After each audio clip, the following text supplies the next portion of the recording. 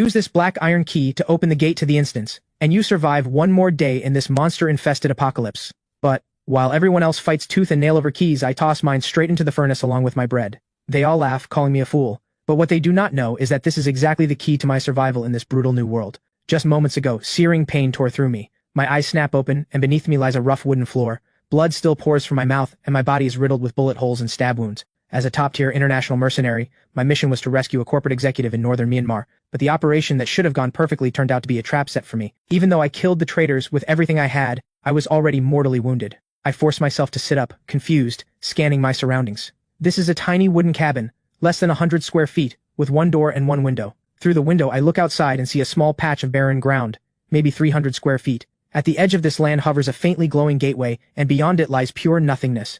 Absolute void, no shapes, no light. Before I can keep observing, the violent pain in my body makes me clench my brow, and the bloody foam in my mouth makes me choke. I feel myself dying. But the very next second, a colossal voice resounds in my mind and in the minds of billions across the world. Deployment of all 8 billion humans on Blue Star complete. Individual physical functions have been reset to initial form. Welcome to the Crucible of Worlds, Infinite Survival. Please pay attention to the following rules.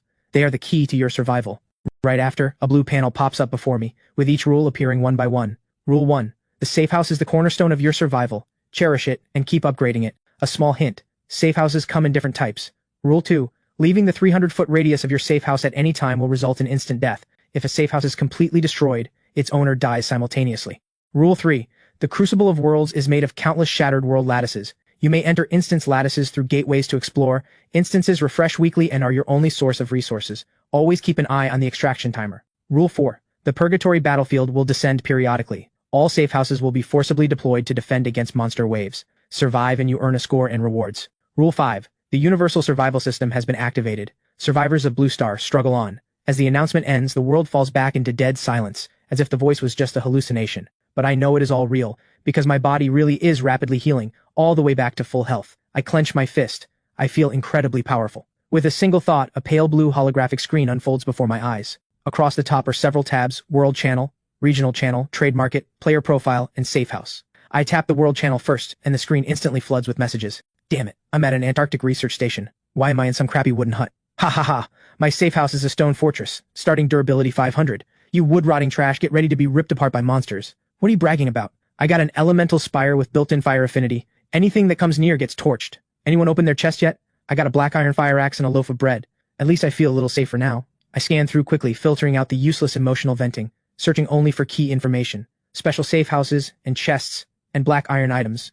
I remember the system mentioned this. I exit the noisy World Channel and notice a small info icon on the system panel. I tap it, and sure enough, it shows the rules from the initial broadcast. In addition, it explains the item tier system, ranked as black iron, bronze, silver, gold, platinum, diamond, starshine, lunar, and solar. 9 tiers in total. I then open the Safe House panel, and a line of information clearly displays before my eyes. Safe House, Omni Cabin, Level 1, Durability 100/100, Defense 5, Energy Reserve, not activated. Please install an Energy Type module first. Installed modules, none.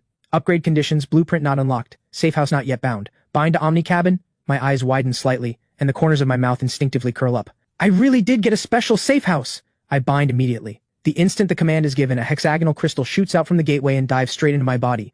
The very next second, a purple-black cube, looking like it could contain all things, springs from my chest. The Omni Cube. My full attention is fixed on this dark cube. When my fingertip touches its cold surface, a stream of information floods my mind, and a brand new interface unfolds in my consciousness. Omni Cube, Level 1, Synthesis slots 2 halves. Rules of Synthesis. 1. When the cube is at level N, it can synthesize items up to level N+1. 2. Synthesis follows the laws of matter recombination and energy conservation. Insert materials to attempt synthesis. 3. Synthesis takes time, and may be accelerated by injecting energy. 4. Within these rules, all things can be synthesized. Synthesize anything. What an absurdly powerful function. This means that as long as I have materials, I can craft anything I want. Based on this alone, those so-called special safe houses are nothing, because I can absolutely replicate anything similar, provided I have the materials. I take a deep breath and immediately start analyzing. The limits are clear: 2 synthesis slots, and a level 1 cube can only craft up to level 2 items, which means bronze tier. But the potential is limitless. As long as I upgrade the cube, I can craft higher tier gear, potions, and blueprints. I push down my excitement for now, because there are still other tabs to check. I open the player profile next. Name, Jensen. Tier rank, unranked. Stats, Strength 7, Constitution 8, Agility 6, Intelligence 8. A Blue Star human with already above average combat capability. Skills, none. Bloodline, none. Equipment, none. Title, none. Combat rating, peak mortal physique. Just then, that colossal voice rings in my mind alone once more. Survivor Jensen has completed worldview recognition, distributing initial survival pack. The instant the voice fades, a black chest drops onto the floor at my feet with a thud. I do not hesitate, stepping forward and opening it. Inside lie 3 loaves of black bread, 3 bottles of water, what looks like a water-damaged wooden flintlock pistol, a piece of crimson ore glowing with golden light, and a black iron key emitting a soft white glow. Black bread +3, purified water +3. Black iron water-damaged wooden flintlock pistol. With luck, it might still fire +1. Black iron material, crimson cloud refined iron +1. Tier 1 instance key +1. Just as I expected, all black iron items. And mine is even worse than most. Although the weapon is a firearm, from the description, there's almost no chance of it actually firing. Bringing this thing into an instance is no different from bringing nothing. I ignore the food and water, and pick up the water-damaged wooden flintlock pistol and the crimson cloud refined iron. With a thought, the 2 synthesis slots on the cube light up faintly. I place the pistol into the left slot and the crimson cloud refined iron into the right. Phantom images of both materials appear inside the synthesis slots, and the previously gray synthesize button at the center of the interface lights up. My mind races. 2 black iron materials can produce up to a bronze tier item. I do not hesitate any longer. With a single thought, I press the button. Synthesize. The phantom materials in both slots instantly disassemble, turning into 2 streams of matter that swirl and collide at the center of the interface, recombining. A brand new item's silhouette slowly takes shape within the bronze-colored light. Synthesizing. Estimated time remaining, 5 minutes. A countdown appears below the progress bar. 5 minutes is not long. I can absolutely wait, and for me, it is also a great time to gather intel. I open the regional channel. Compared to the world channel, where messages flood by too fast and most are meaningless, the regional channel clearly carries more valuable information. Region 10,086, 99,999 out of 100,000. 1 person already gone. Someone died this fast? The discussions among survivors in the channel never stop, and the information is more useful. Anyone got a key? Mine's black, I don't dare use it. Same. But the only weapon I got for my chest is a black iron knife. It looks like a dinner knife. Going in is suicide. Quit whining. Fortune favors the bold. I got a black iron longsword from my opening chest. If I don't risk it now, am I just gonna starve to death? Boys, I'll scout ahead. Wait for me to come back loaded with loot. A player with the ID swordsman Sebastian speaks with bravado. After he sends that message, his avatar never lights up again. At first, no one realizes the problem. 10 minutes pass, then 20, and the player count in the upper right corner of the regional channel quietly ticks down. 99,998 out of 100,000. Another one dead. The channel falls into dead silence. The heated discussion from moments ago vanishes instantly. What about swordsman Sebastian? Why hasn't he said anything? No way. Sebastian had a black iron longsword to start with. Did he die that fast? Just what kind of hellhole is this instance? Or could it be that once you enter the instance you can't post in the regional channel anymore? That guess gives everyone a sliver of hope. But reality is far more cruel. 99,993 out of 100,000. The number ticks again, and this time 5 more vanish at once. That drop sends a chill through the survivors. But my eyes do not waver. No outside communication inside the instance. And a high death rate. That is normal. If it were just simple resource gathering, it would not be a prelude to the Purgatory battlefield. Remember, the system's rules clearly stated that the Purgatory battlefield will require facing monster waves. Just then, the Omnicube gives off a gentle pulse. Synthesis complete. Congratulations, you have obtained a bronze tier equipment. Deadwood Tactical Desert Eagle. Bronze-colored light swirls, and a weapon I know all too well rests quietly in the synthesis results slot. A Desert Eagle, but not in the common bright silver finish. Instead, its surface looks like wood, yet feels solid and metallic in the grip. I reach out and pull it from the light screen, feeling its heavy weight settle into my palm. It is dark in color, etched with intricate patterns, rich in texture. Deadwood Tactical Desert Eagle. Bronze tier, level 2. Effect 1, auto reload. 1 round automatically replenished per minute. Magazine capacity, 7 rounds. I stroke the Desert Eagle, holding it up and turning it side to side, unable to contain my delight. Now this is a real weapon. By comparison, the water-damaged wooden flintlock pistol from the starter pack is just trash. I glance at the regional channel again, where panic is now spreading through the chat. I'm not going, I'd rather die. I'm staying in my safe house, not moving anywhere. Yeah, ration the water and food, you can survive. Going into an instance is suicide. My gaze sweeps over these comments with cold indifference. These people are already eliminated. They have been eliminated, by their own fear. However much food they have, it lasts only a few days. And outside is nothing but void. To live, you must enter the instance. I stop paying attention to their wailing and turn my eyes back to my remaining supplies. 3 loaves of black bread and 3 bottles of purified water. Without hesitation, I drop 1 loaf and 1 bottle into the Omnicube's synthesis slot. Synthesizing, estimated time remaining 1 minute. Synthesis complete. Congratulations, you have obtained consumable high-energy nutrient gel ×1. A test tube containing a pale blue liquid appears before me. High-energy nutrient gel. Type, consumable. Effect, when consumed, fully replenishes the user's daily water, energy, and basic nutritional needs, and rapidly restores a small amount of stamina. I then spend another 2 minutes converting the rest of the food and water into nutrient gels. 3 vials are enough to sustain me through 3 days of high-intensity combat. Weapon, check. Supplies, check. I stand up and walk to the faintly glowing gateway hovering at the edge of the open ground. I take out the black iron key from my starter pack. I have considered trying to synthesize keys, but none of these materials seem compatible with the key, so I do not hesitate, and use it directly. The key turns into a streak of light and dissolves into the gateway. The faintly glowing gateway flares brilliantly. Its interior twists and shifts, finally settling into a swirling vortex showing a ruined city street. At the same time, the cold system voice announces, Instance unlocked. Instance type, World Fragment, Sweep and Withdraw mode. Tier 1 instance, Abandoned Commercial Street, player count 10 out of 10. Extraction mission, collect black iron items times 5, and bronze tier items times 1. Extraction time 23 hours 59 minutes 59 seconds. Extraction location will be auto-marked by the system upon mission completion. Warning, death within the instance is real death. Proceed with caution. My gaze sweeps over the information and lingers on the words Abandoned Commercial Street. Urban environments, I know them well. I take a step forward and look around. There's an indescribable stench in the air. I'm standing in the middle of the street and the shops on both sides are stripped down to empty frames. Display windows are shattered, cobwebs hang everywhere, and dried bloodstains streak the walls. Several old cars sit at crooked angles, bodies rusted over, tires deflated, surfaces dented and cratered. One of them has a massive hole punched right through the middle, as if smashed by something violent. My eyes sweep across the area, analyzing where I can take cover, where the high ground is, and where danger might come from. I have 24 hours, with a mission to collect 5 black iron items and 1 bronze tier item. Wandering aimlessly on the streets is stupid and inefficient. I need to find a place packed with resources. My gaze quickly lands on a building at the corner of the street, a shopping complex. The exterior walls are battered, the billboards have lost their paint, but since it's a mall, there's bound to be plenty of supplies inside. In an apocalypse like this, a place like this offers great rewards, but also great risk. After only a moment of thought, I make my decision. Rather than carefully picking through shop after shop that's clearly been scavenged clean, I'd rather take a gamble and head to the mall. I need supplies, I need to complete the mission, and I need to make every minute count. 24 hours seems like a lot, but it's actually very little, because I not only need to gather materials to complete the mission, I also need to extract afterwards. Anyone who's played extraction games knows. Extraction is always the hardest part. I tighten my grip on the Desert Eagle in one hand, lower my body, and use the wrecked cars for cover, sprinting silently and swiftly toward the mall entrance. My steps are light, my movements quick and alert, instincts honed through countless life-or-death missions. The mall's glass revolving door is shattered, leaving behind a dark, gaping entrance. I stop in the shadow of the doorway, tilting my head to listen carefully. Inside, there's only the faint whisper of wind. I don't rush in. I wait for my eyes to adjust to the darkness before slipping in like a cat. A heavier wave of mildew and rot hits me. The mall's first-floor lobby is in chaos. Jewelry counters are smashed, cosmetic stands toppled over, products scattered everywhere. I don't stop. From experience, big supermarkets are usually on the lower level. That's where the canned goods, tools, and packaged foods I'm after will be. Soon, I find the escalator going down. It's long since stopped working, covered in a thick layer of dust, like a gray slide.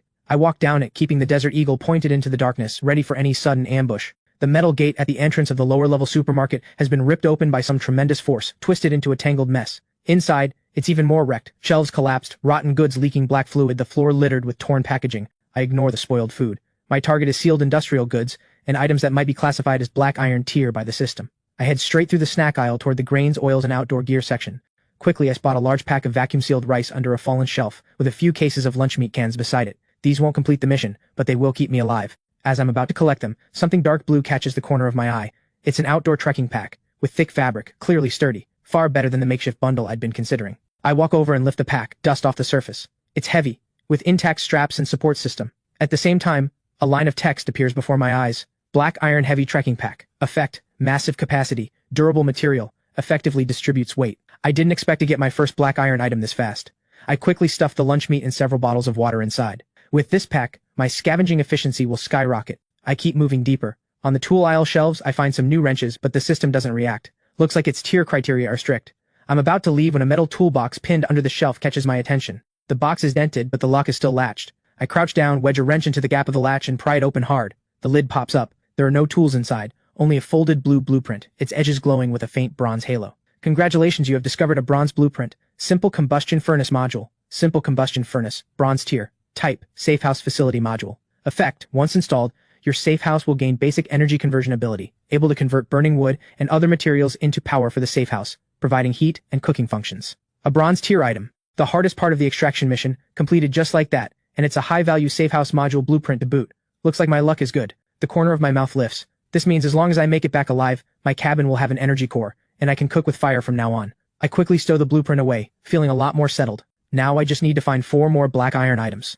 I pick up the pace, finding a black iron emergency flashlight inside a fire cabinet, an unopened black iron kitchen knife set in the cookware section, and in a storage room, a black iron first aid kit. Pack, flashlight, knives, first aid kit, 4 black iron items collected. Just one more to go. With the heavy trekking pack on my back, I head back from the lower level to the mall's main hall. The supermarket has nothing more to offer. I'll need to check the upper floors. Just then, a piercing scream comes from the second floor, the voice cracking with terror, then cutting off abruptly as if someone had clamped a hand around the throat. Then, heavy footsteps boom out, the ground trembling beneath them. It sounds like an elephant on the upper floor. Every step makes the whole mall creak. The sound is heading downstairs. My body reacts faster than my mind.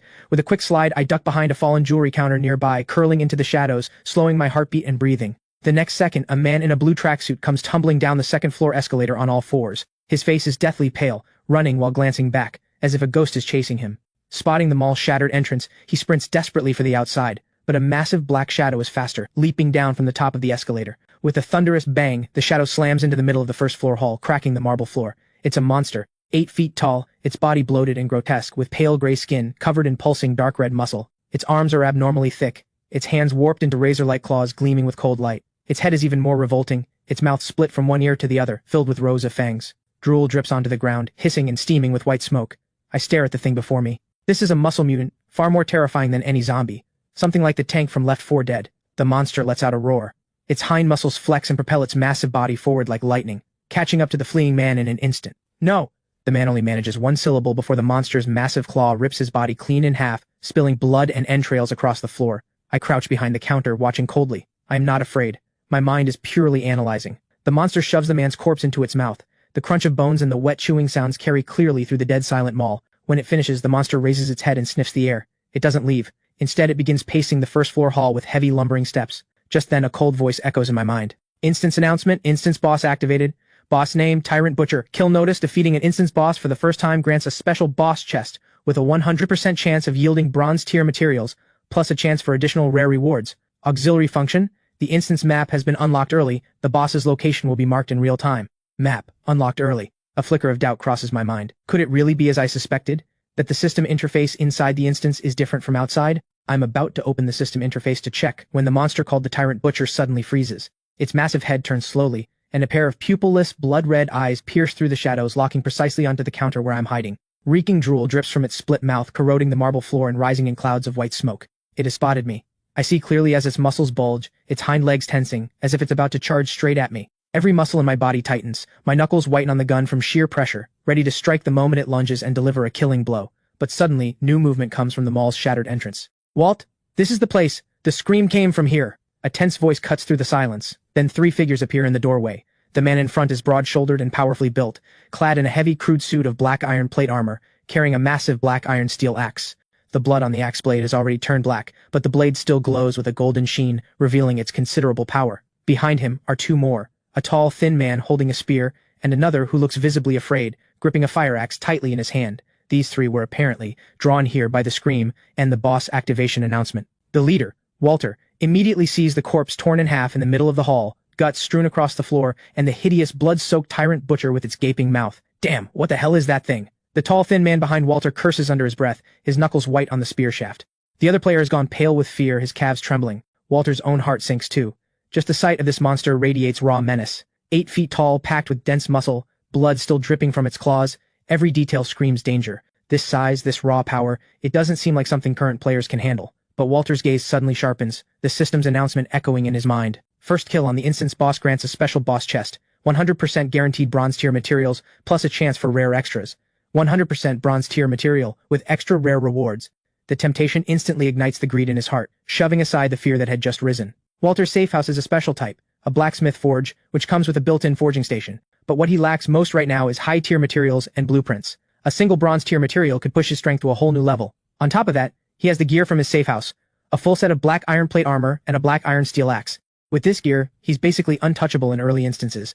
Before coming here, Walter easily killed off zombies wandering the streets, found these 2 players, and teamed up with them to try their luck at the mall. What's there to be scared of? Walter growls low, his voice echoing in the empty hall, partly to embolden his teammates, partly to bolster his own courage. There are 3 of us. This beast may be tough, but it's only a tier -1 boss. Take it down and we strike it rich. This is just the first instance, the most basic boss. How strong can it really be? Don't forget about my gear. His words quickly replace the fear in the other 2's eyes with greed. He's right. The higher the risk, the higher the reward. Let's go big or go home. Their commotion successfully draws all of the Tyrant Butcher's attention. The monster gives up searching for me, slowly turns its head, and its eyes, filled with savagery and hunger, lock onto the three at the entrance. A deafening roar echoes through the empty mall. The tyrant butcher's hind muscles bulge violently, the marble floor cracking beneath its feet. Its massive body becomes a streak of pale gray afterimage, charging straight at Walter and his men. "Spread out, I'll hold it," Walter roars, his massive axe held across his chest, his feet planted in a low stance, every ounce of strength channeled into his arms. The axe blade and the monster's claws collide violently, sparks bursting in a blinding shower. Walter feels an unstoppable, massive force slam into him, his feet ripped clean off the ground. He's hurled 15-20 feet back, slamming into a support pillar. His black iron plate armor groans under the strain. He cries out in pain. His two followers go pale. The tyrant butcher won't give them time to react. It charges again. A bloody battle erupts in an instant. Hidden on the other side, I watch all this with cold detachment, pack on my back, silently slipping into the shadows of another smashed-up jewelry store, putting safer distance between myself and the battlefield. Good. Let them test the boss's depth first. I don't rush to act. Instead, I open the system interface. Just as I suspected, the World Channel, Regional Channel, and Trade Market are all grayed out, unclickable. But two new icons have lit up at the bottom of the panel, Instance Map and Instance Channel. I open the Instance Map first. A simple top-down map of the commercial street appears, lines roughly drawn. At the location of the shopping complex, a glaring red skull icon is flashing intensely, representing the tyrant butcher. The map doesn't show the locations of other players, only the boss. I then open the Instance Channel. Instance Channel 9 out of 10. There's a boss in the instance, with guaranteed bronze tier material drops. Anyone going? We can team up. But it's a boss. Can we really take it down that easily? Going to check it out can't hurt. And even if it's a boss, what of it? I've got a black iron longsword, just took down 2 zombies easily. A boss can't be absurdly strong, can it? It's been a few hours already, and these shops are barely yielding anything.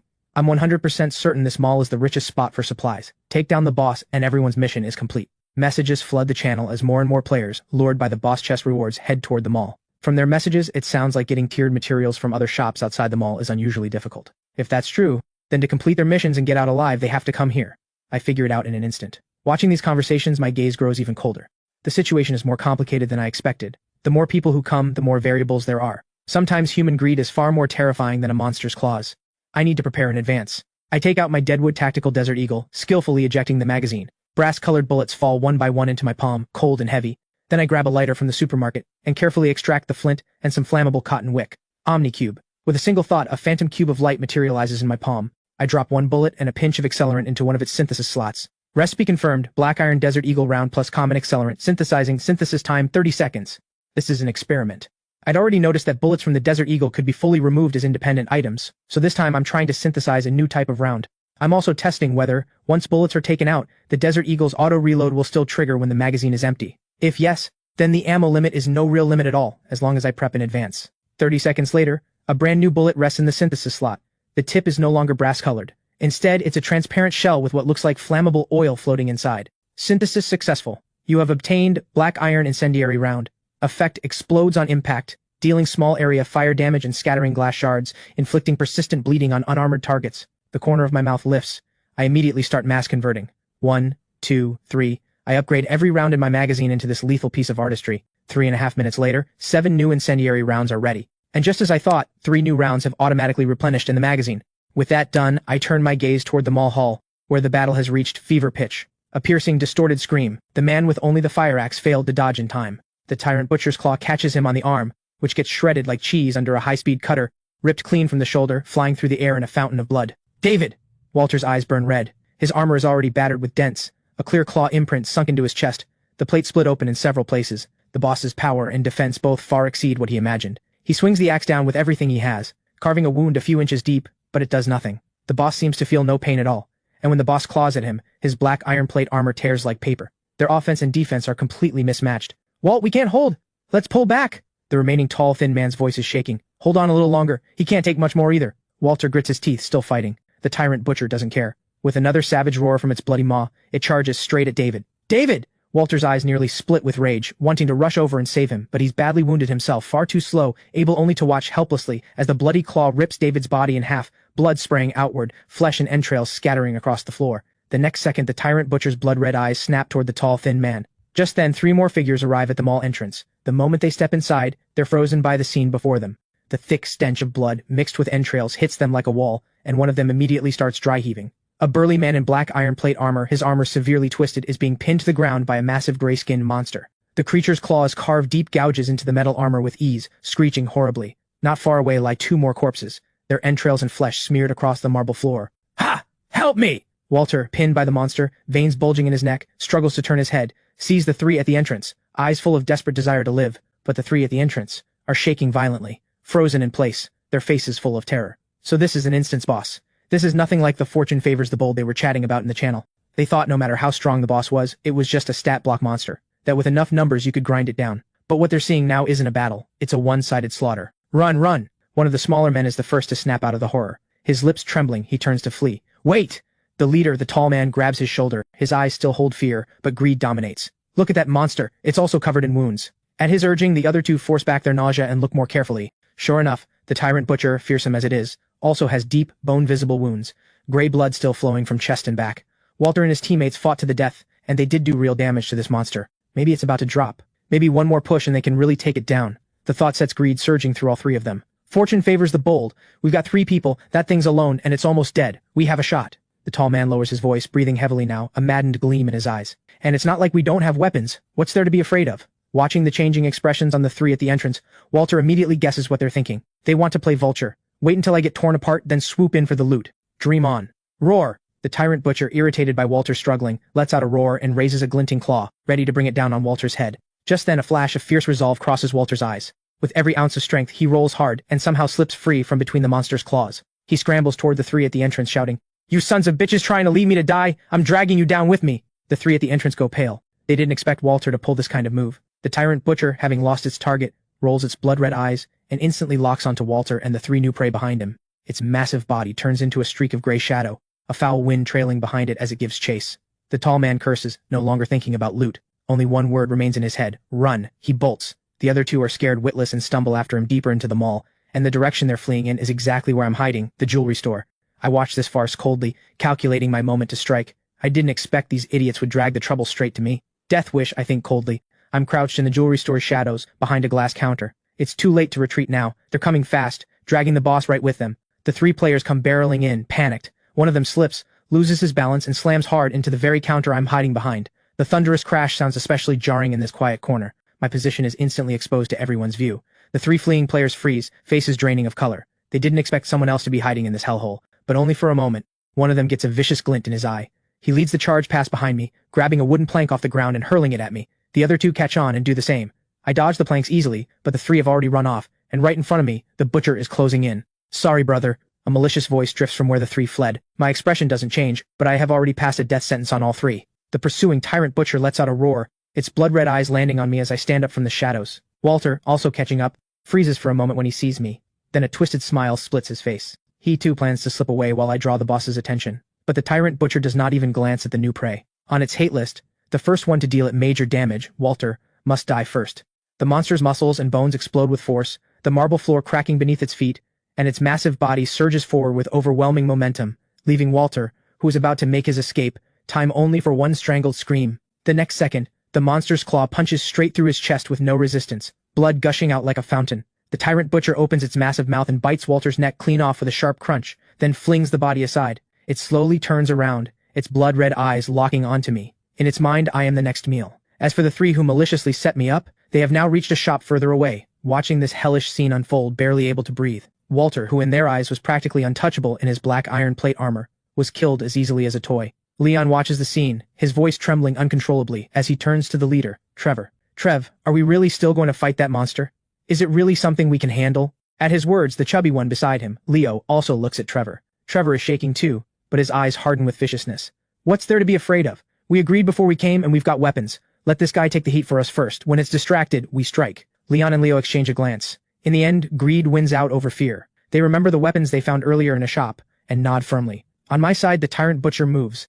It does not charge like before. Instead, it advances toward me with heavy, deliberate steps. Each footfall sends a faint tremor through the floor. Having killed several people in a row, it is now drenched in blood, radiating an intense menace. I slowly raise my right hand, the oddly shaped Deadwood Tactical Desert Eagle in my grip, aiming straight at the closing monster. Watching this, the 3 players' eyes flash with shock. A pistol? Are you kidding me? He has a gun? But what happens next they will never forget for the rest of their lives. A sharp gunshot cracks through the hall, and a bullet tears through the air, striking the tyrant butcher's right eye dead center. The eyeball bursts instantly, foul-smelling dark green fluid mixed with shredded flesh splattering everywhere. The agony makes the tyrant butcher let out an ear-splitting roar. It thrashes its claws wildly, its huge body recoiling from the pain.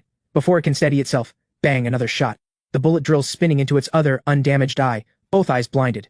the tyrant butcher goes completely berserk, thrashing like a maddened bull, claws swinging wildly, charging blindly toward where it remembers me being, the wind from its movement biting at the cheeks. But I have already shifted position. Every move I make is smooth and precise, perfectly avoiding the monster's attacks.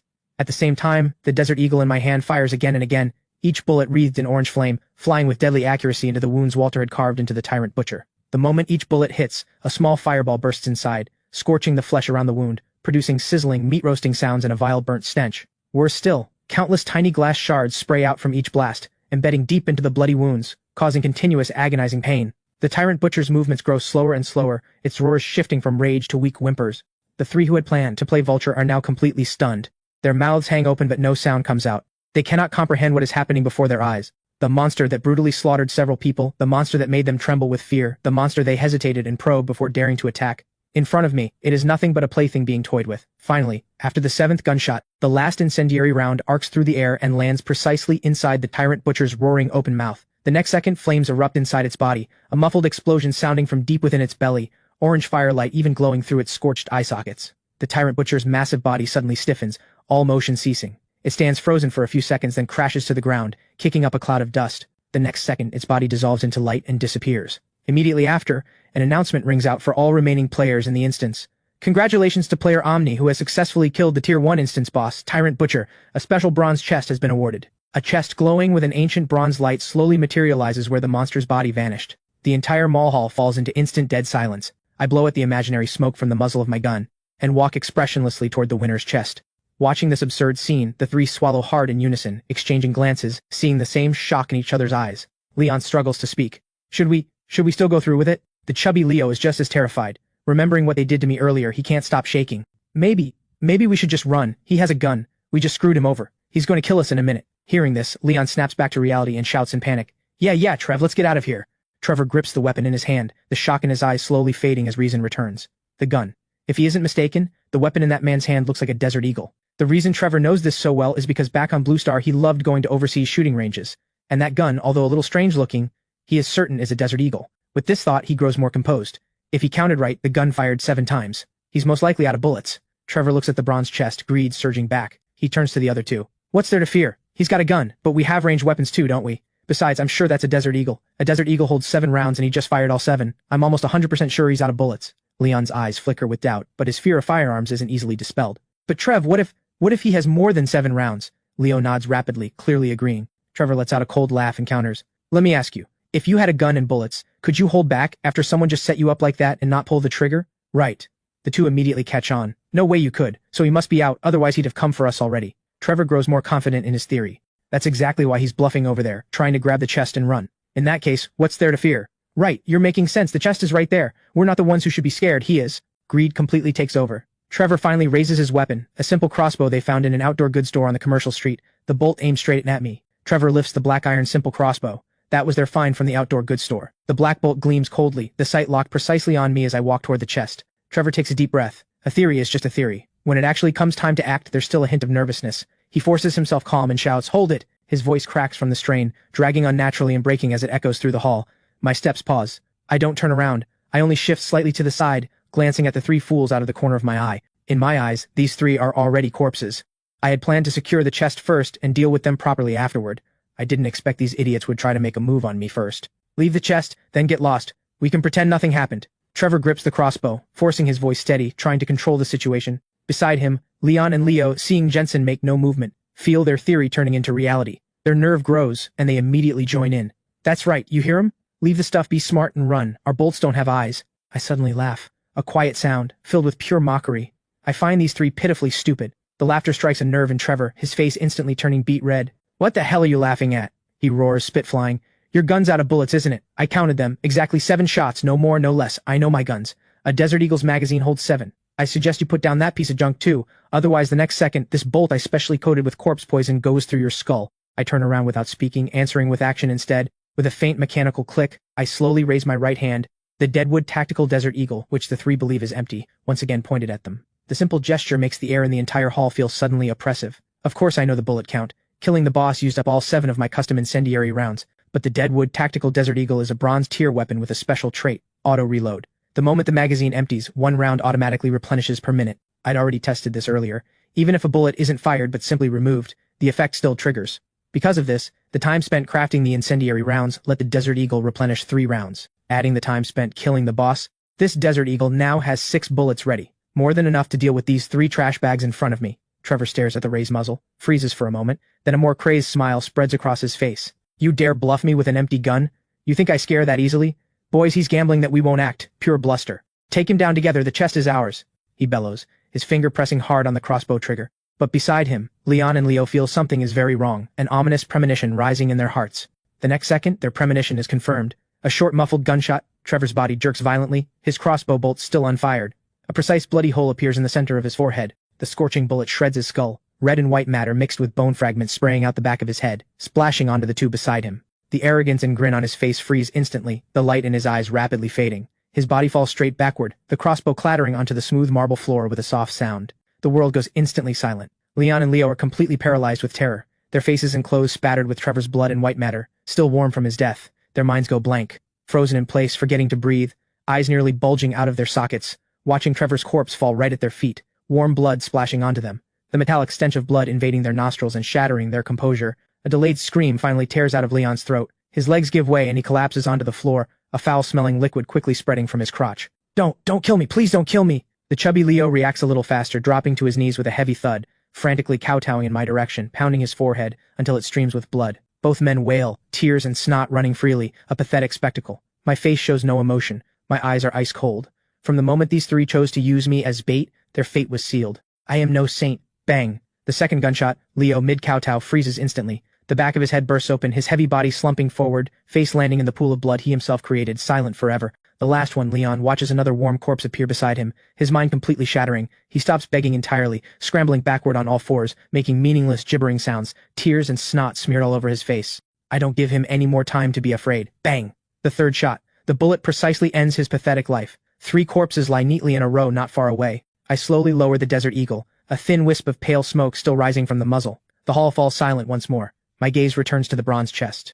Time to claim the victor's spoils. I walk straight to the center of the hall, to where the tyrant butcher dissolved into light. The bronze chest hangs suspended in midair, emitting a soft glow. I reach out, my fingertip touching the cold metal shell. A system prompt instantly appears in my mind. Open special bronze chest? Open, I answer mentally. The next second, the chest gives a soft click and bursts with brilliant light. The light quickly collects, and 3 items slowly drift out of the chest, hovering quietly before me. A series of system prompts ring out in my mind. Congratulations, you have opened a special bronze chest. You have obtained bronze storage pack. You have obtained energy crystal ×5. You have obtained bronze mutated butcher's sinew. My gaze first falls on the seemingly ordinary black backpack. I reach out and grab it. The pack's properties appear before me. Name, storage pack, tier, bronze, capacity 3 cubic meters. Effect, built-in spatial stabilization structure, reduces stored item weight by 90%. 3 cubic meters. My eyes flash with delight, joy spilling out. That's equivalent to the volume of a large wardrobe. For survivors right now, this thing is a luxury. Earlier, when I was hiding, I stashed the heavy trekking pack under a shelf in the shop. I walk into the store, find the bulging black iron heavy trekking pack, and transfer the food, along with the tools I just looted, into the new storage pack. From the outside, the storage pack looks like an ordinary black backpack. When I open the top flap, the opening is like a black hole. Everything I drop in vanishes instantly. In return, I can clearly sense the thing sitting in the space inside. I sling the pack onto my back, and the heavy weight disappears instantly, the pack barely noticeable. Next, I turn my eyes to the 5 crystals floating in midair. Each is only the size of a thumb, an irregular polyhedron, with light slowly swirling inside, radiating pure energy. Name, energy crystal. Tier 1. Type, universal energy material. Description, the foundational hard currency of the infinite survival world. Can be used to accelerate omni-cube synthesis, power safe house modules, and serve as a core material for crafting and upgrading many high-tier items. Direct absorption can slowly raise personal tier rank and activate talents, but the conversion rate is extremely low, not recommended. Hard currency. I repeat the words in my mind, committing them to memory. This means that energy crystals are worth far more than any basic supplies. In future trades, these will be in very high demand. I carefully place all 5 energy crystals into the storage pack. The last item is a strange, semi-translucent gray-green stalk. Name, mutated butcher's sinew. Tier, bronze. Type, material. Description, a core biological fiber stripped from the otherworldly mutated creature tyrant butcher. Possesses exceptional toughness and elasticity. Excellent material for crafting flexible armor, high-tension bowstrings, or specialty weapon components. Good stuff. I make a mental note. I can't use it now, but with the Omni-Cube, this will definitely come in handy later. I pack the sinew away too. With the chest's loot inventoried, I turn and walk toward the corpses of Trevor and the other 2. The bodies are still warm, the blood pools on the floor not yet fully congealed. I crouch down, searching Trevor's body with practiced ease. Quickly, I pull out several compressed biscuits, half a bottle of water, and the black iron crossbow that had threatened me. The crossbow's craftsmanship is a bit rough, but the limbs are sturdy, gleaming with metallic luster. The instant my fingertip touches the cold body of the crossbow, a new system prompt suddenly rings in my mind. Player Omni has obtained the 5th black iron item. Beginner instance mission abandoned commercial street completed. Mission objective 1, collect black iron items 5 out of 5. Mission objective 2, collect 1 bronze tier item. Mission completion 100%. Instance extraction point activated. Please proceed to the extraction point within the time limit. Along with the prompt, a translucent map unfolds before my eyes. A top-down view of the entire instance. At the location of the mall's main entrance, a green arrow flashes non-stop, with a dotted line stretching from my current position all the way to that green arrow. With a single thought, I tap the green arrow. Extraction point Qingyang Road bus stop. Location, 490 feet east of the mall's main entrance. Extraction method, clean exit, direct extraction. Time remaining 17 hours, 3 minutes, 21 seconds. The extraction point is just outside the mall, not far at all. I glance at the countdown, plenty of time. But the fact that the extraction point displays an extraction method means there are options beyond just direct extraction. I can't help thinking back to a game I used to play on Blue Star, a wildly popular extraction shooter, Delta Force. I pull my mind back. I don't move out immediately. Instead, I continue what I was doing, stripping Leon and Leo's bodies clean. These two were broke. Aside from a few packs of biscuits, nothing of value. But soon, a pleasant surprise comes. I pull a bulging small bundle from Leo's body. Name, common small material pack. Contents, wood times 30, stone times 20. Rating, a common type of small material pack, useful in many places. A material pack. I'm surprised. I didn't expect that materials like wood would be obtained through packs like this. I'd thought you'd have to chop trees or mine ore. Turns out it works this way. But I quickly realize, if it weren't this way, gathering them piece by piece would be way too slow and impossible to carry, especially since this instance is an urban map. As long as the material pack stays unopened, it remains a small bundle, about the size of 2 palms. I still drop it into the pack. With everything done, I slowly stand. The mall hall is empty. No one but me, eerily silent.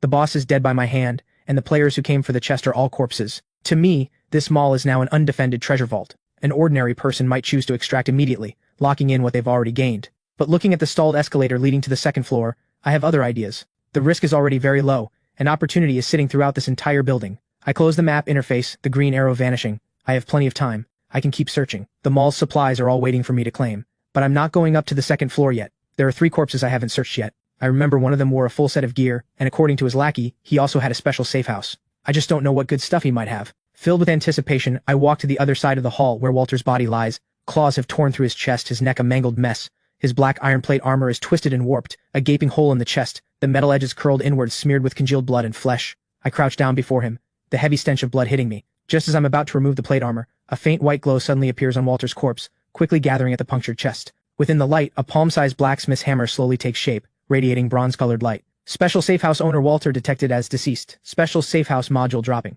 My hands pause. So when a special safe house owner dies, there's a chance their core module drops. I hadn't considered this. I reach out, my fingertip touching the floating hammer projection. Name, upgradable workbench module. Type, safe house facility module. Tier, black iron.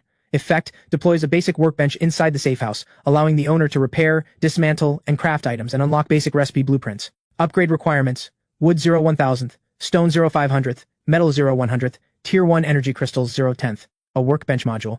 And it can be upgraded. My eyes blaze with intensity. I know exactly how valuable this is, far more than everything else I've gained combined. The storage pack, energy crystals, and butcher's sinew are all just personal strength materials. But this workbench is a functional module that operates directly on the safe house, representing productivity. With this, I can repair gear, even craft new tools and weapons, without having to rely entirely on OmniCube synthesis.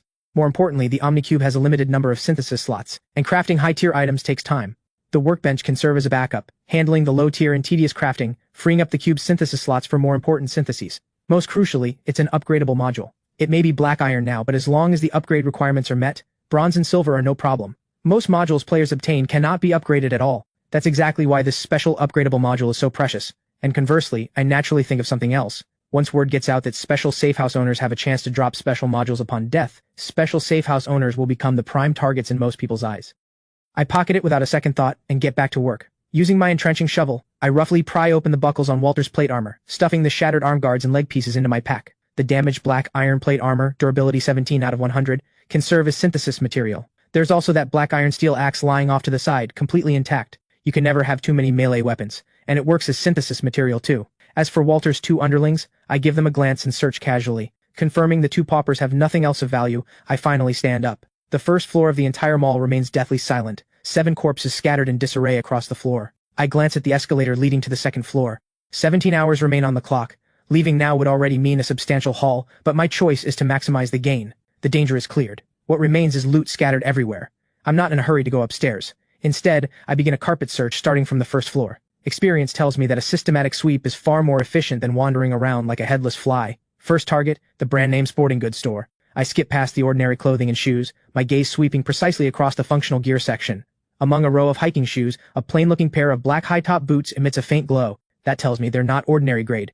Name, trekker's boots. Tier, black iron. Effect, slightly increases movement speed, reduces stamina drain from long-distance travel. I swap out my sneakers, slip on these black iron boots and feel a perfect snug fit around my ankles. My footsteps feel noticeably lighter.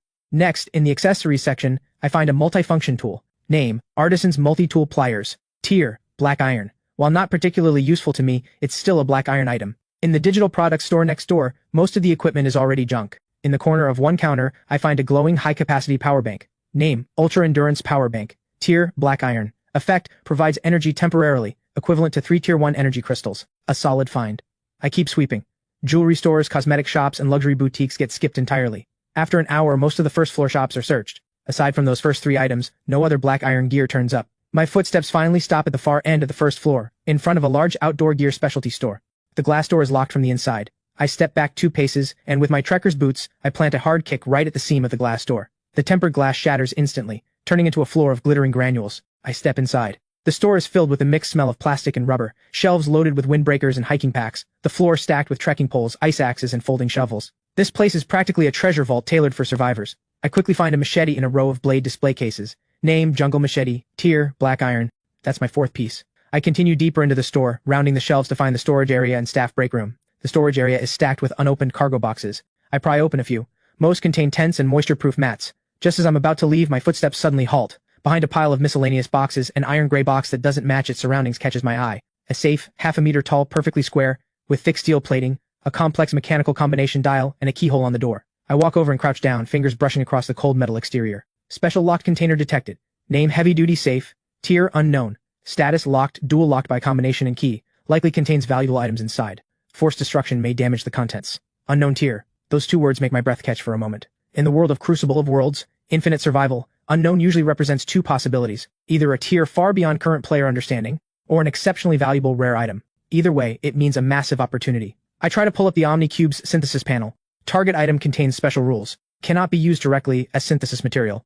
As expected. I stand up and circle the safe. The body is perfectly sealed, no weak points. Forced destruction risks damaging the contents. That's the worst option. So I need to find clues. The combination and the key. My gaze slowly turns toward the closed door beside me, the sign on it reading Manager's Office. I walk straight over. The door is ordinary wood, the lock intact. I raise my foot.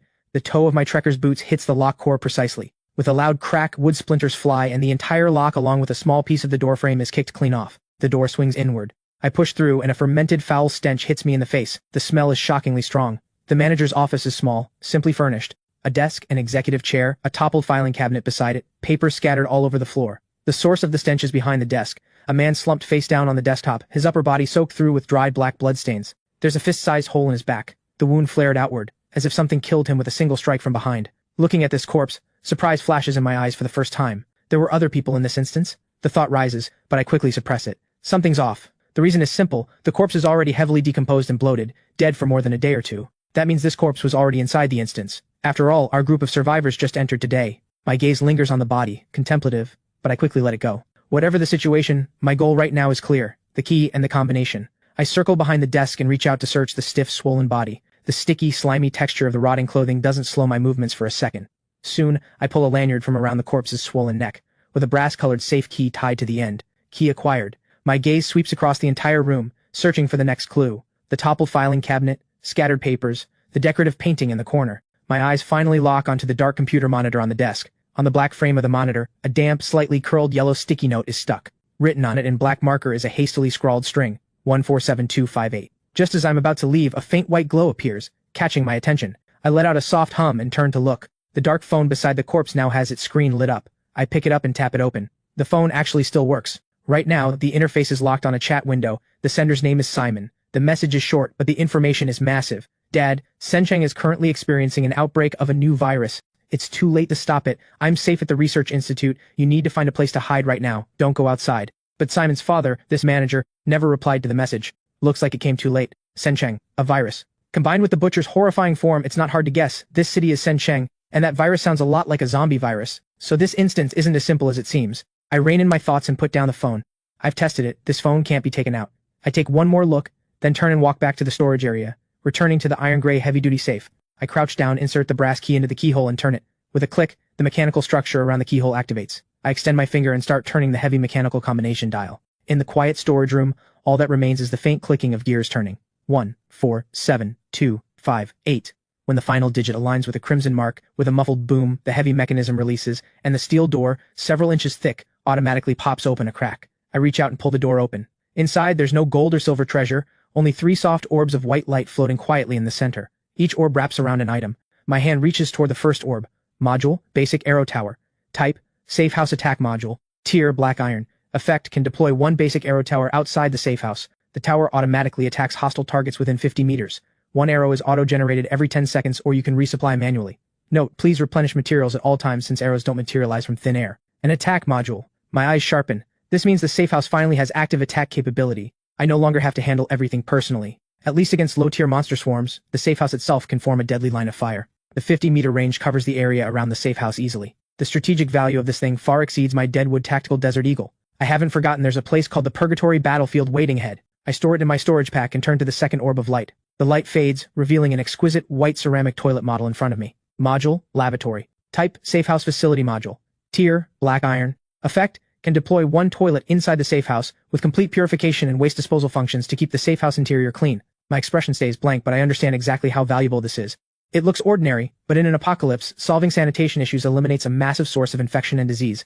A shelter capable of long-term survival needs living facilities just as much as defensive ones. This is the foundation of survival. I store this item too. Finally, all my attention falls on the brightest orb in the center of the safe. I have a feeling. This item is the biggest prize of all.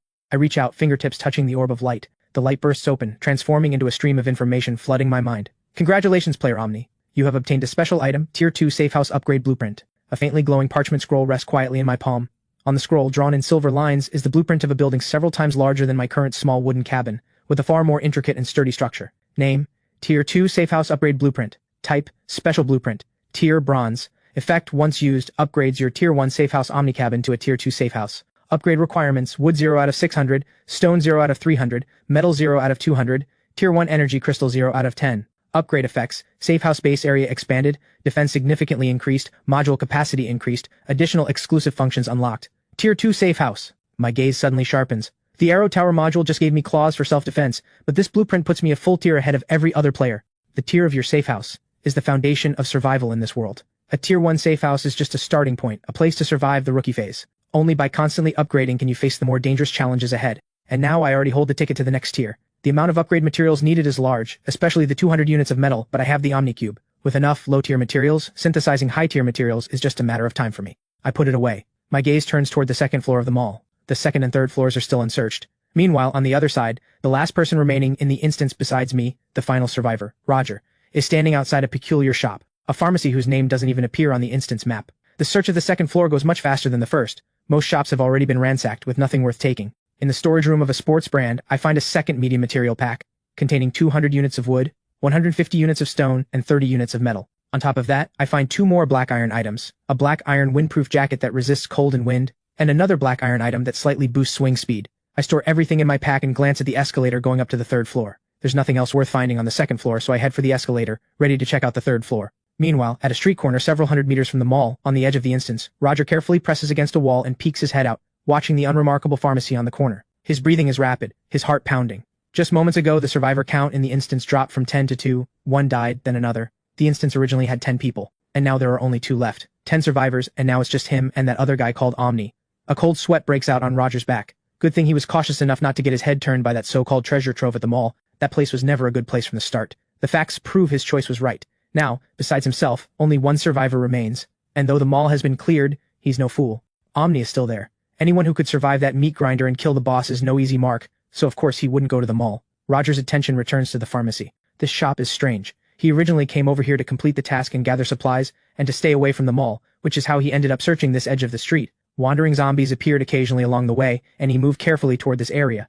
And he ended up discovering this strange shop. On the instance map, every store on this street has a marker, except this Sencheng pharmacy which is blank. A building not on the map usually means one thing inside an instance, a hidden area. There's definitely good stuff inside. Roger takes a deep breath, confirms once more that there are no zombies around, then crouches and dashes across the street to the pharmacy entrance. The glass door has a closed for business sign hanging on it, the lock intact. He pulls a thin iron wire from his pack, something he picked up along the way. Just an ordinary wire, but in his hands it has plenty of uses. He works the lock core for half a minute, until with a soft click, the lock pops open. Roger pushes the door open a crack, listens for a moment, no movement. He slips inside and immediately closes the door behind him. The pharmacy interior is in shambles, medication scattered on the floor, several shelves toppled over, the air thick with the strange smell of medicine mixed with dust. It looks like someone has already searched the place. Roger doesn't care.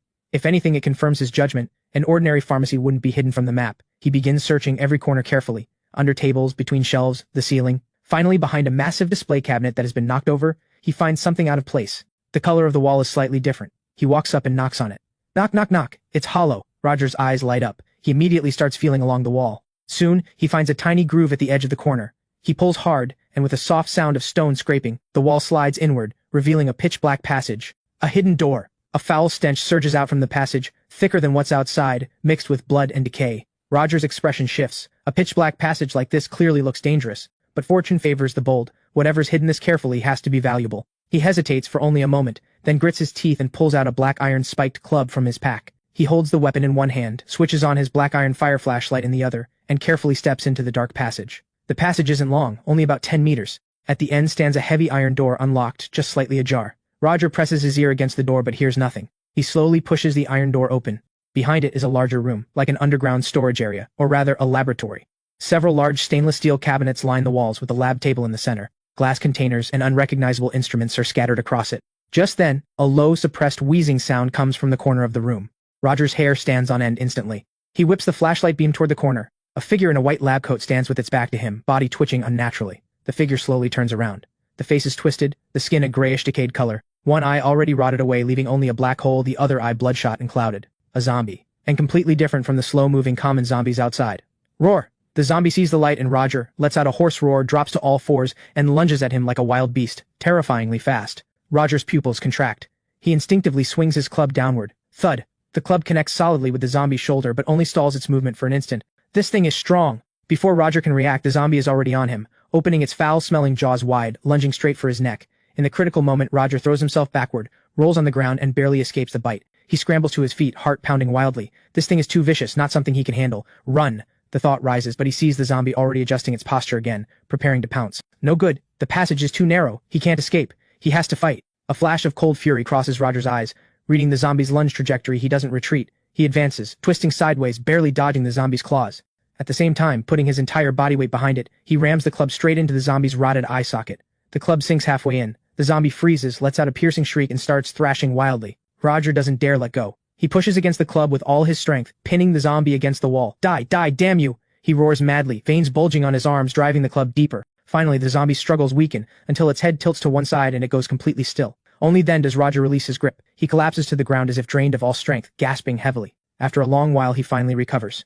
He glances at the zombie's corpse, still shaken. This must have been a special type of zombie. He stands up and walks over to the body, forcing down his nausea as he begins searching. Soon, from the pocket of the zombie's ragged lab coat, he pulls out a hard card. The card is white, with a small 1-inch photo on it. The man in the photo wears glasses, scholarly looking, exactly what this zombie used to look like in life. Below the photo, a line of small text reads, Sencheng 3rd Research Institute Affiliated Laboratory. Researcher, Lawrence. Sencheng? Research Institute? Roger freezes. He recalls the system notification before the instance began. Wasn't this instance just an abandoned commercial street? But combined with this off-map pharmacy, this hidden basement, and this zombie clearly mutated from a researcher, a thought rises in his mind. This pharmacy is a disguise. It's actually some kind of entrance to the Research Institute, or even part of it. Jackpot! This is a once-in-a-lifetime opportunity. Roger's heart starts pounding again, his eyes shining, his breathing turning ragged. He immediately starts searching the room thoroughly, missing no corner. He pulls open the stainless steel cabinets one by one. Most are empty or contain broken instruments. He doesn't stop searching. Eventually his attention falls on the central lab table. At the base of the table, he discovers a hidden compartment that nearly blends in with the surface. The compartment has no lock, only a card-shaped slot. Roger immediately pulls out the researcher's ID card and inserts it into the slot. A faint electronic chime sounds, and then the floor in front of him silently splits open, and a metal platform rises slowly. In the center of the platform is the entrance to a passage extending downward, with white light glowing inside. The downward passage is lit with a glaringly bright white light, in stark contrast to the dim pharmacy outside. Roger's throat bobs as he swallows. The ferocity of that researcher zombie still leaves him shaken. God knows what kind of monsters lurk beneath this glaring white light, but he's already here. A place hidden behind this many layers of security must contain the most valuable things in the entire instance. This is a life-changing opportunity. His breathing grows heavier, and slowly, greed wins out over reason. Going down means completing the task and getting good loot. Not going means regretting it for the rest of his life. Roger grips his spiked club tightly, veins bulging on the back of his hand. He clenches his teeth and steps into the passage. The passage isn't long, just a downward staircase. When he reaches the bottom step, the scene before him leaves his mind completely blank, his breathing stopping. This isn't a storage room at all, it's a true underground laboratory. The room is shockingly vast. The walls and floor are made of some kind of metal with a cold, ghostly sheen, smooth as a mirror, immaculate. Around the perimeter stand various pieces of precision equipment, whose shapes he can't even name, their dim blue screens flickering with strings of garbled code. And in the center of the lab stands a massive cylindrical glass container. The container is a full 5 meters tall, filled with a thick, eerie dark green solution, countless tiny bubbles swirling and rising within. At the very center of the solution, a massive figure floats silently, bound by dozens of thick tubes. It's a humanoid monster over 3 meters tall. Its body is a sickly grayish-white, muscles knotted, lines monstrous. Its arms have long since mutated into 2 enormous bone blades, each over 1.5 meters long, their edges gleaming with cold, ominous light. Even more terrifying, there's a huge, jagged hole in its chest. Its heart appears to have been ripped out alive, even though its eyes are tightly shut and it doesn't move at all. The sheer pressure of its mere existence makes Roger's legs go weak instantly, almost dropping him to his knees. Only one word remains in his mind: run. What the hell is this thing? How can a monster of this level exist in this instance? Is the system playing some kind of cosmic joke? His muscles lock up, cold sweat instantly soaking through the back of his clothes, freezing against his skin. But just as the urge to flee surges up, he forcibly pushes it down. He notices the monster is completely still, like a specimen. It's dead. Roger's heart pounds like a drum in his chest, but greed ultimately overpowers fear. He forces his stiff neck to turn, looking away, and begins searching the lab. He notices this hall seems to be only part of it. Behind the container holding the monster, there's another large door, but it's tightly sealed and can't be opened. Roger has already given up on exploring further into the research institute. Instead, he focuses on whatever valuable items might exist here, at least enough to meet the extraction requirements. His movements are extremely light, walking on tiptoe, barely daring to make any sound. With every step, the corner of his eye darts to the monster in the green container. Soon, a metal lab table in the center catches his attention. On the table sits an open hardcover notebook, Sencheng 3rd Research Institute Affiliated Laboratory, T-Virus Project Log. Roger holds his breath, leans in, and his eyes dart across the pages. The handwriting in the log starts neat but grows increasingly scrawled and frantic, revealing that the writer was experiencing a massive mental breakdown. The T-Virus's infectivity far exceeds expectations. Standard quarantine measures have failed. Sencheng's fall is only a matter of time. All hope rests on the gene optimization serum. It can fundamentally reshape human genes, theoretically providing perfect resistance to the T-Virus. But the first-generation prototype is extremely unstable. The failure rate is as high as 99%. It must be used together with the neural stabilizer or the user's brain will be overwhelmed by violent energy, mutating into a monster that knows only how to kill, 100 times more terrifying than the zombies outside. I place the stabilizer in the cryo storage cabinet next to it. The safe combination is my birthday, 0419. If you found this place, I assume you must be from the Institute. If you make it out alive, I hope you'll give my family a message. I have always loved you. Please live well, Lawrence. Roger pays no attention to the latter part of the log. Instead, the moment he sees the section about the gene optimization serum, his breathing instantly turns heavy, his eyes blazing with terrifying light. The gene optimization serum and the neural stabilizer, these are absolute treasures. He bolts to a small metal cabinet beside the lab table, the door clearly labeled cryo storage. He yanks the door open. A blast of icy white mist erupts from inside. Deep in the cabinet, sure enough, lies a syringe filled with clear liquid. He snatches the syringe in his hand. A system notification immediately pops up. Name, neural stabilizer. Tier, bronze. Effect, when using specific gene serums, protects and stabilizes the user's central nervous system, drastically reducing mutation risk. Bronze tier. Roger is ecstatic, and a system notification follows immediately, informing him that his extraction mission is complete and the extraction point is now open. Done. Roger immediately spins and rushes to another inconspicuous heavy-duty safe in the corner. His trembling hands turn the cold metal combination dial. 0419. With a crisp click, the safe pops open. As the heavy door swings slowly open, a flash of ghostly blue light flickers. On the velvet base in the center of the safe, a syringe rests quietly, the liquid inside a dreamlike ghostly blue, as if billions of crushed stars were sealed within. Name, Gene Optimization Serum, 1st-gen prototype. Tier, silver, mutation. Effect, forcibly reshapes the user's genetic sequence, massively increasing all stats, with an extremely low chance of awakening a special bloodline. Warning, this is an unstable prototype serum. Solo use has a 99.9% chance of causing the user's genes to collapse, mutating them into an uncontrolled monster. Note, when used with the neural stabilizer, mutation risk is reduced to 10%. Silver tier. It's actually a silver tier item. Roger feels a rush of blood surge straight to his head. This is his ticket to the top in one shot. He reaches out, fingers trembling as he grabs for the syringe glowing with that ghostly blue light. The instant his fingertips touch the cold glass tube, warning, warning, High-risk experimental sample has been removed. Security protocol activated. The entire lab is suddenly bathed in blood-red light, a piercing alarm echoing through the underground space, the sound shrill enough to nearly pierce eardrums. Roger is terrified out of his wits by the sudden change. His eyes instinctively dart to the massive green container. The previously calm green solution begins to boil violently, countless bubbles surging up with loud gurgles. The 3-meter-tall horror suspended in the center, its eyes that had stayed shut, the eyelids seemed to twitch. Meanwhile, on the third floor of the mall, I have just finished stuffing a black iron remote control car into my already bulging storage pack. The RC car is decent. It comes with a built-in microcamera, making it an unconventional reconnaissance tool. The third-floor hall is sparse, mostly clothing and household items, nothing of real value. My storage pack is essentially full at this point. Wood, stone, metal, food, water, plus over a dozen black iron items, and most importantly the Tier 2 safehouse blueprint and the workbench module. This instance run's haul has already far exceeded my expectations. There's no point in spending the remaining time in obscure corners risking my life for some uncertain gain. Time to go. Just as I turn to head for the extraction point outside the first-floor gate, a piercing shrill alarm faintly reaches my ears from the distance. The sound is far away, muffled by layers of buildings, but I can still tell it's some kind of highly unusual alarm. I stop, listening carefully. The source seems to be at the far end of the street to the right of the mall. An alarm means something has triggered a hidden mechanism or trap over there. Looks like that other survivor has found something significant. The thought of going to check it out flickers in my mind for only a moment before I completely snuff it out. The first rule, etched into the bones of any top-tier mercenary, is this: never let uncontrollable curiosity put you in danger of an unmeasurable scale. My objectives are already more than complete. The resources in my pack are enough to boost my safehouse to an entirely new level. Wading into that mess now. Unknown rewards, extreme risk, no understanding of the situation, danger or opportunity. Everything unknown. No reason to go. I don't hesitate for another second. I turn and start walking, heading toward the first floor. I make my way toward the Qingyang Road bus stop, not wanting to waste any time, ready to extract. Meanwhile, after the alarm went off, Roger is now sprinting here in a desperate flight for his life. Qingyang Road bus stop. This is the only extraction point marked on the map. When I arrive, the scene is chaos. A bus lying overturned on the ground, burned down to a charred black skeleton, shattered glass and metal fragments everywhere. The station's advertising board snapped off, tilted to one side. The air carries a smell of burnt char, mixed with a stench that makes you want to vomit. That's the extraction point. But 2 zombies are loitering near the station, looking exactly like something out of a movie. They wander aimlessly around the station, swaying unsteadily, occasionally letting out wheezing groans. I waste no movement, stepping out from the shadows at the side of the street, my footsteps light, making no sound. I don't pull out my Desert Eagle. Firing a gun makes noise, which might attract more zombies. Instead, I'm holding the black iron jungle machete I found at the outdoor store, the blade catching dim light. I head toward the closer zombie first. It seems to catch my scent, sluggishly turning its head, but my blade is already there. Schlick. The machete cleanly severs its rotting neck, and a decayed head rolls to the ground. Almost simultaneously, I drop my center of gravity. My right foot kicks off hard, and I launch forward instantly. The other zombie has just turned around when I'm already at its side. Blade up, blade down, same spot as before, clean and decisive. The second head flies off. The entire process is movement perfect, beginning to end in under 3 seconds. The 2 headless corpses crumple softly to the ground. A faint white light slowly emerges from one of them. I walk over and reach out to touch it. Obtained, Tier 1 Energy Crystal X1. Lucky break. I store the crystal and walk straight into the bus stop.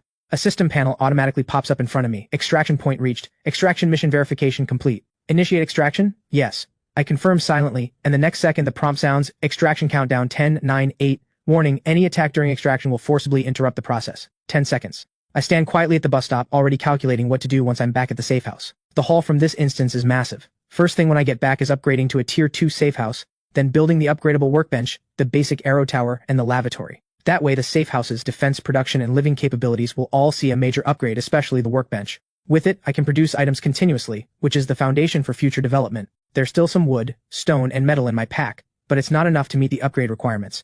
I'll need to go back and trade on the trade market to get more materials.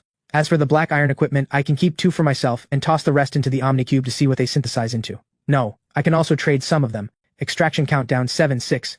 Just then, roar! A terrifying roar suddenly explodes from the far end of the street. The sound penetratingly powerful, making my ears ring. My thoughts are instantly cut off. The sound comes from the direction of the earlier alarm. Almost simultaneously, a blood-red system notification flashes up. Warning, instance hidden boss, giant mutant has been activated. All survivors are advised to take caution. Killing the giant mutant rewards a silver tier boss chest X1. Silver tier! My pupils contract. A silver tier chest must contain extremely valuable items.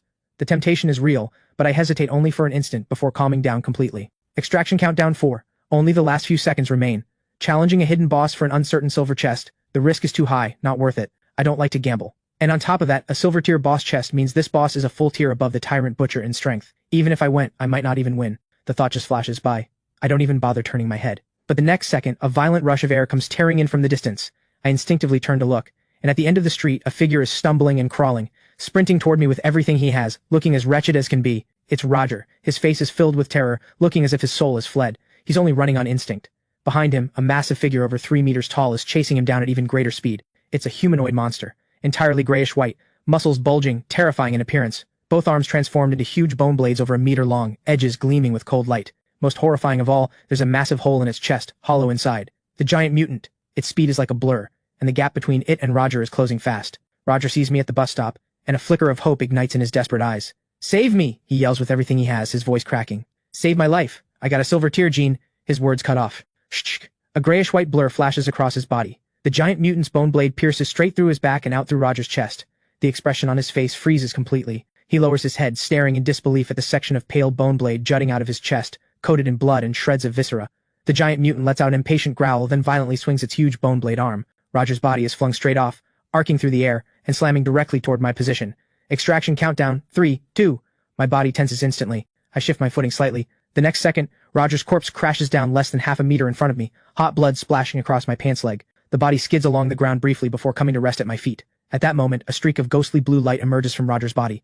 My heart leaps. My eyes lock onto that blue glow. Extraction countdown, 1. After flinging Roger away, the giant mutant's blood-red eyes instantly lock onto the only living person left in the instance. It roars and explodes forward on all fours, its massive body charging straight at me. The bone blade that just pierced through Roger's chest is raised high, slashing down toward my head, but in that very instant I move, lightning fast. In the second before the countdown hits 0, I drop low, my right hand reaching swiftly and precisely into that ghostly blue light. My fingers meet something ice cold. I grab what's inside. 2 syringes, one filled with clear liquid, the other glowing ghostly blue. No time to grab anything else. The instant my hand closes around them, the giant mutant's blood-soaked bone blade is already slashing down at my face. Extraction successful! A flash of white light. My body dissolves into countless points of light 0.1 seconds before the blade lands. The massive bone blade slams down on empty ground, carving a half-meter deep crack. The white light swallows everything. The piercing roar and the smell of blood vanish in an instant. The world falls into dead silence. I'm back in my wooden cabin of less than 10 square meters. Wooden floorboards beneath my feet.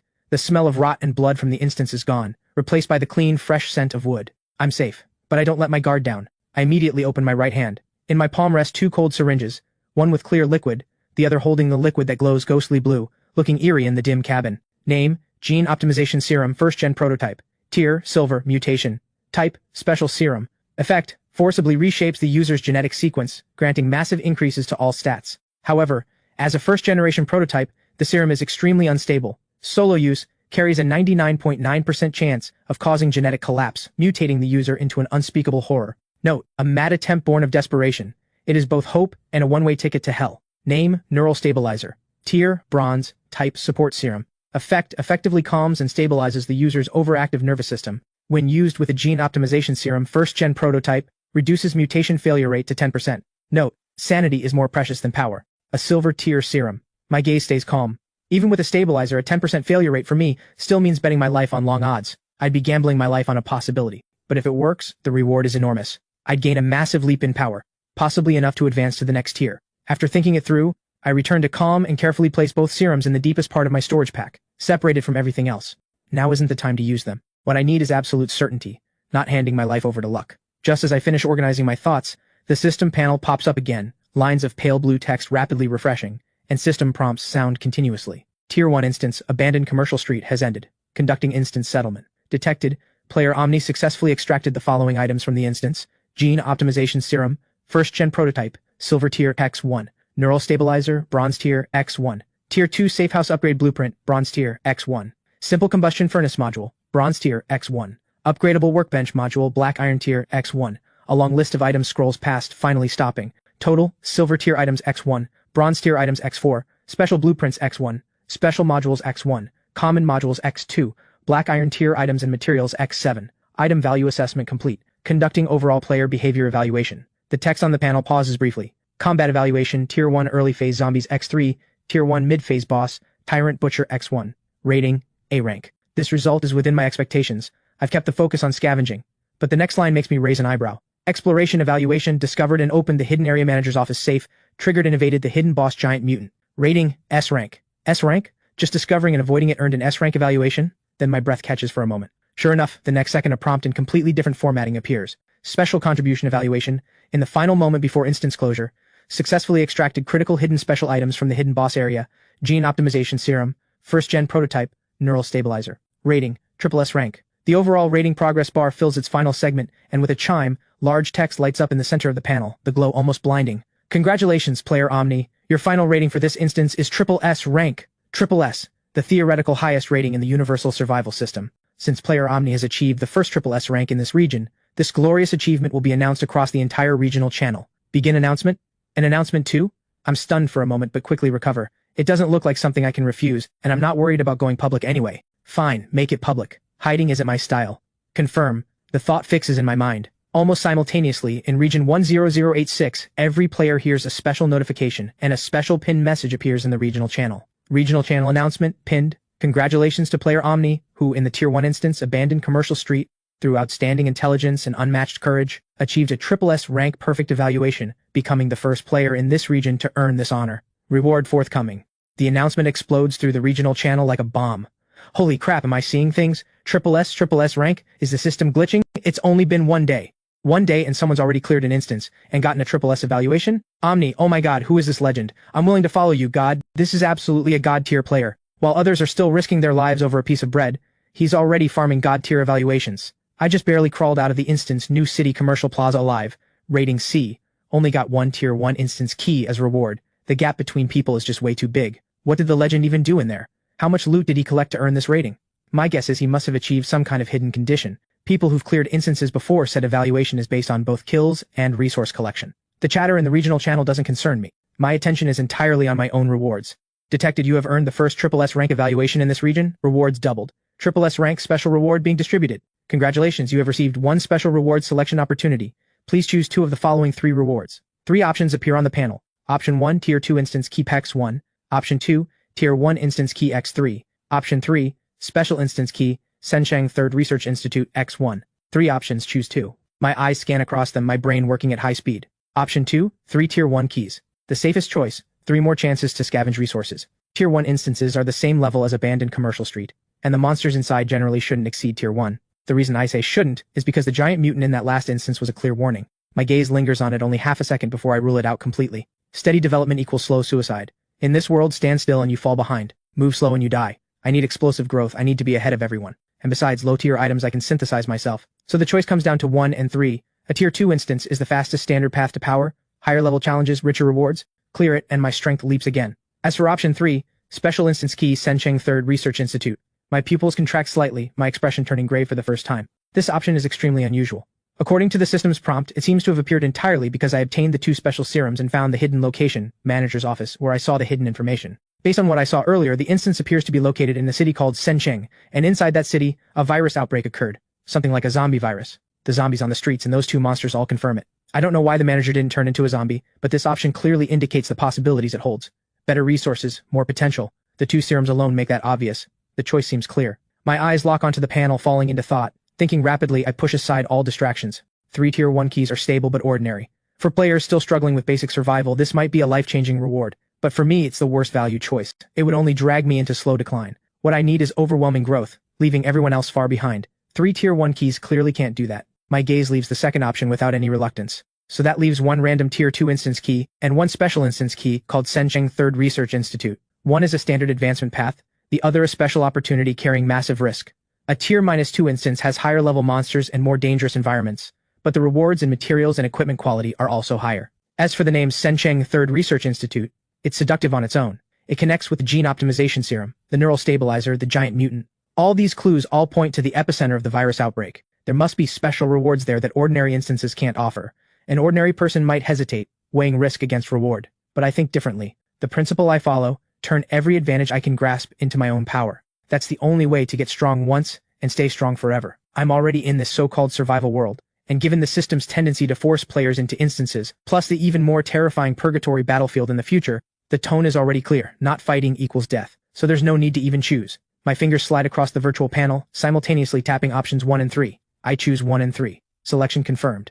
Congratulations, player Omni, you have received Tier 2 instance key X1, Special instance key Sensheng 3rd Research Institute X1. Light flashes, and 2 keys with completely different textures appear in front of me out of thin air. One is bronze-colored, engraved with intricate patterns, the digit 2 in the center radiating pressure. The other is silvery white, twisted in shape, resembling a distorted 3, its surface flowing with ghostly light. I close both keys in my palm, feeling the cold metal. Without another glance, I place them along with the 2 serums into the deepest part of my storage pack. The gene optimization serum is my crucial future trump card, but right now a 10% failure rate is still a significant risk. I need to lower that rate before I'll use it. As for how, I already have some ideas. With all that done, my tense nerves finally relax slightly. I begin taking stock of everything I've gained. My mind dives into the pack, and the inventory surfaces in my head. Tier 2 Safehouse Upgrade Blueprint, the Upgradable Workbench Module, the Basic Arrow Tower Module, the Lavatory Module, the Simple Combustion Furnace Module Blueprint, the Mutated Butcher's Sinew, plus over a dozen black iron items scavenged from the mall. Average quality, but plenty of them. There's also a large stock of food and water, enough to last me half a month easily. Finally, the basic materials. 230 wood, 170 stone, 30 metal. Any other player seeing this list would be green with envy. But my expression stays calm. I take out the Tier 2 Safehouse Upgrade Blueprint and tap Use directly. Blueprint used. Tier 2 Safehouse Upgrade requirement successfully unlocked. Please review at your discretion. The notification arrives, and I open the Safehouse panel. Safehouse Omni Cabin, Tier 1 Black Iron Tier, Durability 100 out of 100, Defense 5. Energy Reserve, not activated. Please first install an Energy Type Module. 0 out of 0, installed modules. Upgrade requirements, Wood 230 out of 600, Stone 170 out of 300, Metal 30 out of 200, Tier 1 Energy Crystal 6 out of 10. The material gap is huge. The 2 material packs I found in the instance only covered a small fraction of the requirements. And the Safehouse upgrade isn't the only thing that needs materials. I keep scrolling. Build Upgradable Workbench Module, requires 50% metal. Build Basic Arrow Tower Module, requires 200 wood, 100 stone, 20% metal. Build Lavatory Module, requires 50 wood, 20 stone, 10 metal. Reading through it all, the conclusion is clear. The materials I brought back don't even cover a fraction of the Safehouse upgrade. Even the most basic upgradable workbench can't be built because I'm 20 units of metal short. But that doesn't matter. I collected plenty of resources this time. Materials are limited, but I can absolutely trade. The trade market, currently the only platform for quickly exchanging resources. It's been only 1 day since everyone crossed over, and the vast majority of players are still risking their lives for a piece of bread or a bottle of clean water. These basic survival supplies are the hard currency of the trade market, and building materials like wood, stone, and metal are equally in desperate demand. As for equipment, Black Iron Tier is probably the highest grade most players can access at this stage, and I have the Omni Cube, with synthesis capabilities far surpassing anyone of this era. A clear plan takes shape in my mind. Those I see as useless, fit only as synthesis material, black iron items in the eyes of other players, those are life-saving treasures. The information gap and the awareness gap, that's where the money is. I can take these junk black iron items, synthesize and upgrade them through the Omni Cube into gear with better stats, then trade those for massive quantities of basic building materials. I might even be able to monopolize a specific category of equipment. The thought makes a faint smile curve my lips. I've already seen the path to massive resources. I take stock of the dozen-plus black iron items in my pack again. Trekker's boots, steel axe, plate armor, jungle machete.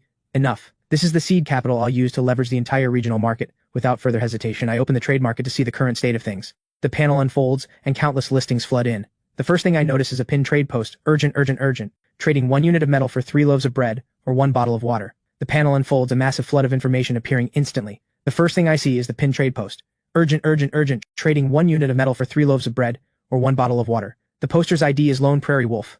The avatar showing a muscular man with a clenched fist. The post was made 10 minutes ago, and there are already over a dozen replies below it. Brother, I've got bread. How do we trade? You went into an instance and couldn't find food? You're lying. The guy above doesn't know anything. He probably went into some mining instance, which means he's got to trade for food. Stop guessing. If you want to trade, come on. First 10 only. Looking at this trade post, I think for a moment. Seems pretty close to what I already guessed. There are many types of instances, not just urban ones. This guy got a mining instance, so he gathered a lot of materials, but unfortunately that also means he couldn't collect other supplies. That's different from my situation.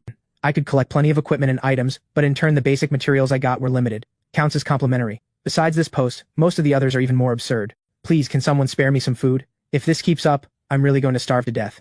Most of the rest are people who don't even dare to enter instances and just sit around waiting for their starting supplies to run out and waiting to die. Either way, it shows the true state of players at this stage. Survival is the first priority. I study for a while longer and find that the trade market is clearly divided into 2 sections. On the left is the buy order section, where players can post items they need and what they're willing to pay, waiting for others to respond, just like the post I just read. On the right is the listing section, where players can list their own items directly with set prices, waiting for buyers to purchase.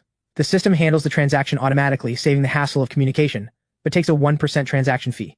I open the listing section first. Inside there's a wide variety of goods, but quality varies. Item, half bottle of mineral water. Price, wood X5 or stone X3. Stock, 1. Item, moldy bread X1. Price, wood X3. Stock 1. Item, black iron crude stone axe. Price, otherworld energy crystal X5. My eyes scan across these items. Most are basic survival supplies and low-tier tools. Food and water prices have been driven sky high. Clearly, many people are still unwilling to enter instances and can only hide in their safe houses, burning through their stockpiles. Makes sense though, even though I've already cleared an instance, the reality is it's only been 1 day since everyone crossed over to this world. As for that stone axe priced at 5 tier 1 energy crystals, that's truly absurd. Energy crystals are critical materials for upgrading to a tier 2 safe house, and someone is already willing to spend them on a beat-up axe. But regardless, this all proves how chaotic the market is and how unequal the information flow is, which is exactly my opportunity. I close the listing section and open the buy order section instead. The posts here cover everything. Buying clean water, any price negotiable, I'm dying of thirst. I have more wood than I can use. Trading for stone or metal, ratio negotiable. I scroll past these desperate posts, looking for useful information. Soon, a bolded pinned post catches my attention. Paying premium for 1 black iron tier or higher armor. Requirements, solid defense, good effects. I have large quantities of basic materials. Price negotiable. Interested parties DM me. The poster's ID is Mythic Ares. The ID itself carries unabashed boldness and confidence. And this person's buying requirements are very specific, demanding good effects, which means he's probably already seen black iron equipment and has a clear understanding of the stat system. The key part is, this person claims to have large quantities of basic materials. Seeing this, my mind starts working. Isn't this exactly the perfect trade partner I've been looking for? Someone with no shortage of basic materials, but desperate to boost combat power? A whale player. But I don't contact him right away. Instead, I turn and pull out the damage plate armor I got after killing Walter. Equipment, damage plate armor, tier, black iron. Durability, 15 out of 50. Effect, damage reduction. When durability stays above 30, negates 10% of incoming attacks. The effect is decent, but unfortunately it's heavily damaged and looks ragged, not exactly marketable. But that's no problem for me. With a thought, the Omni Cube panel unfolds in front of me. The cube is still tier 1 with 2 synthesis slots. I place the damaged plate armor into the first slot. After some thought, I decide not to waste any of my collected black iron items. Instead, I open a material pack and take out 5 units of metal. Metal X10. Without hesitation, I drop 10 units of metal ingots into the second synthesis slot. Synthesis recipe confirmed. Damaged plate armor, black iron tier X1 plus metal X10. Expected output, repaired plate armor, black iron tier. Begin synthesis? Begin synthesis.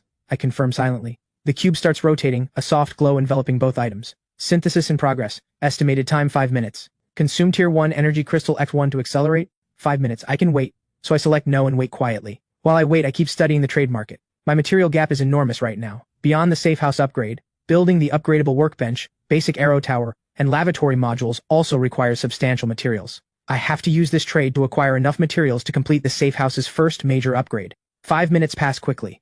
Synthesis successful. The light fades and resting in the synthesis slot is a brand new piece of plate armor, gleaming with cold metallic light, its lines smooth and powerful. I reach out and take it. Sturdy plate armor, black iron tier. Type, equipment armor, durability, 100 out of 100. Effect, sturdy, slightly increases resistance to blunt damage. The repaired armor's effect has changed, from negate to sturdy. Hard to say which effect is better, but durability has increased to 100. Overall, I turned a piece of junk into something brand new with just 10 units of metal. This is the power of the Omni Cube. With a few materials, I can synthesize higher tier items and sell them at multiplied value. I open the buy order section, find Mythic Ares' post, and click DM. No small talk. I send a screenshot of the sturdy plate armor's stats directly. The instant the screenshot goes through, the other side responds, shockingly fast. Mythic Ares, brother, I'll take this armor. Name your price. My fingers tap lightly on the virtual keyboard. Wood 600, stone 300, metal 300. This price is almost exactly what I need for the tier 2 safe house upgrade. I'm testing his limits. After sending the message, the other side falls silent for a full half minute. Just as I'm thinking he's been scared off by the price and preparing to lower my offer, a new message pops up. Mythic Ares, deal, but I need to try it first.